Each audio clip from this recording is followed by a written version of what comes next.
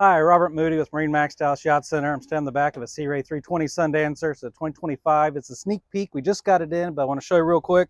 First one we got that has all teak flooring on it. If you love that really true nautical big boat style look, this boat has it throughout the whole boat. Let's go take a look. You can tell I got the sure shade out, hydraulic swim platform. They've had that. Everybody loves it on the 320s. Big sun pad on the back. There's so much seating in this cockpit. Wraps around. You got a grill, fridge, trash can, sink, AC for the cockpit. Really cool, but a lot of good seating. Flip-flop seat here. Opening sunroof. We got the party lights on. Twin 350 horsepower MerCruisers. The big Simrad screens on here. Like the other Sea Ray Sundancers, you're going to walk up to the bow now. You don't climb over the dash anymore. You can come up here to some nice sun lounge, 3 people wide right here. Great seating if you want wind in your face. It's awesome. And it's got a cabin down below that can sleep 4.